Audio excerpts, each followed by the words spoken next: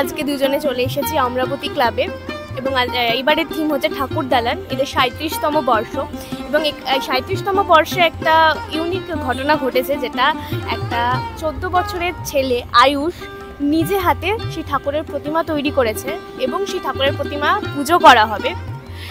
আপনারা পেছনে দেখতে পাচ্ছেন একটা 10 ফিটের মা দুর্গা তার সপরিবারকে নিয়ে। এটা ওই বাচ্চা ছেলেটি নিজের হাতে তৈরি করেছে এবং মূর্তিটা ছাঁচে তৈরি নয়, নিজের হাতে তৈরি করা। খুব নিপুণ একটা কাজ। মানে সত্যি কথা বলতে আমরা দুজনে ভাবতে পারিনি যে এত, আমি সত্যি ভেবেছিলাম যে এটা ছোট ঠাকুর হবে, কিন্তু এত বড় এত ভালো একটা কাজ দেখবো আমি আশা করিনি। এরকম মূর্তি একজন প্রফেশনাল মৃৎশিল্পী যারা তারা তৈরি করেন, কিন্তু মানে একটা বাচ্চা ছেলের প্রচেষ্টায় সে নিজের ইচ্ছে এত ভালো একটা মূর্তি তৈরি করেছে এবং ওর মূর্তির আগেও বিদেশে পাড়ি দিয়েছে এবং সেখানেও পুজো হয়েছে। ফার্স্ট টাইম ও নিজের হাতে চক্ষু দান করেছে মাকে। তো সবটা মিলিয়ে আজকে এখানে এসে আমাদের খুব ভালো লাগছে।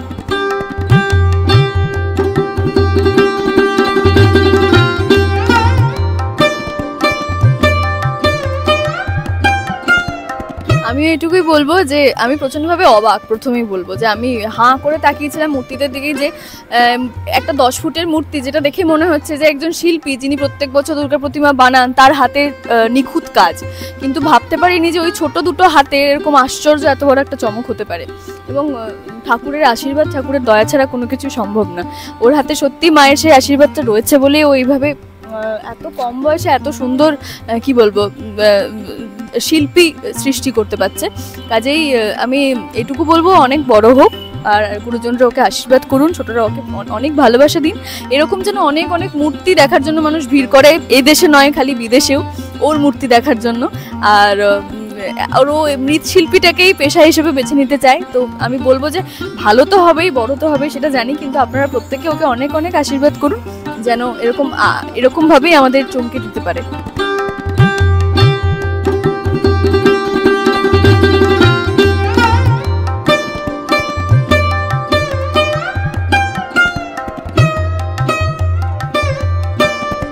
আমি যখন একদম ছোট তখন আমি আমার বাবার হাত ধরে কুমোরটুলিতে যেতাম। সেখানে আমি অবাক হয়ে ঠাকুর বানানো দেখতাম। তখন থেকে আমার মনে এই বিষয়টা এসে গেছিলো যে আমাকে প্রতিমা তৈরি করতে হবে।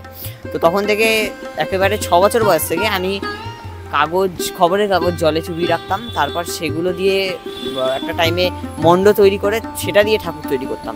কিন্তু তারপরে মনে হলো যে একটু বাবার গাইডেন্সে মাটি দিয়ে কিছু ট্রাই করা যাক। তখন থেকে আমি মাটি দিয়ে ঠাকুর তৈরি শুরু করি এবং আজকে 2024-এ অমরাবতী দুর্গাপুজো কমিটির দুর্গা ঠাকুর আমি তৈরি করেছি। এখানে পুরোটাই বাবা আমার ওপর ছেড়ে দিয়েছে এবং সবথেকে বড় বিষয় হচ্ছে এত মানুষ আমার ঠাকুরটা দেখছে এবং আমি এটাই চাই যে আপনারাও আসুন, আমার ঠাকুর দেখুন এবং আমাকে আশীর্বাদ। এটা আমার এবছর সবথেকে বড় পাওয়া হচ্ছে মায়ের পুরো চক্ষুদানি আমি করেছি। মহলার নস্করহাট অমরাবতী দুর্গাপুজো কমিটির দুর্গাপুজো দেখতে সবাই আসবেন এবং আমাকে আশীর্বাদ করবেন।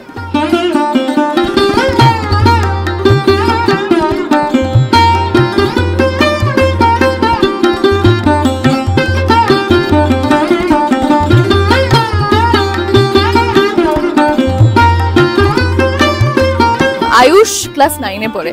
ক্লাস 9-এ তো পড়াশুনো আর এক্সট্রা আমাদের যা যা কারিকুলার অ্যাক্টিভিটিস ছাড়া, মানে নাচ গান ছাড়া আমরা সেরকম কিছুই করতাম না। কিন্তু ক্লাস 9-এ পড়ে সে পড়াশুনোর সাথে সাথে বাড়িতে থেকে 1 মাসও লাগেনি ওর পুরো মূর্তিটা বানাতে। নিজের হাতে, ছাঁচ নয় কিন্তু, এটা পুরো নিজের হাতে বানিয়েছে।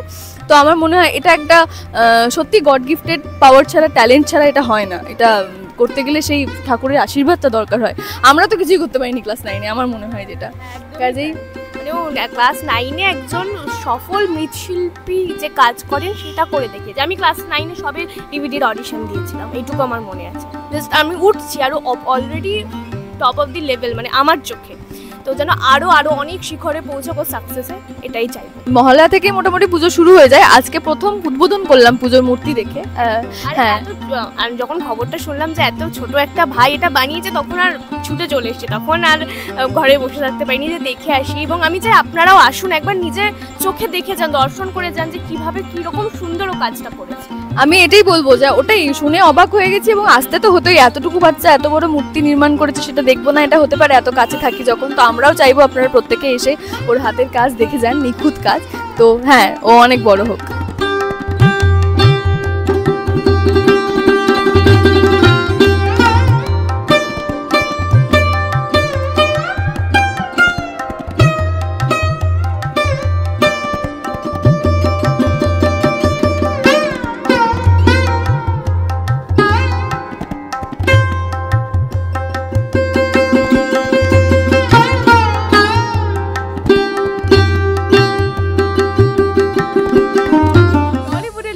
আপডেট, গসিপ অ্যান্ড এন্টারটেইনমেন্ট পেতে সাবস্ক্রাইব করুন শুধুমাত্র সিটি সিনেমা আর ফলো করুন সিটি সিনেমার Instagram, Facebook, Twitter and share chat page.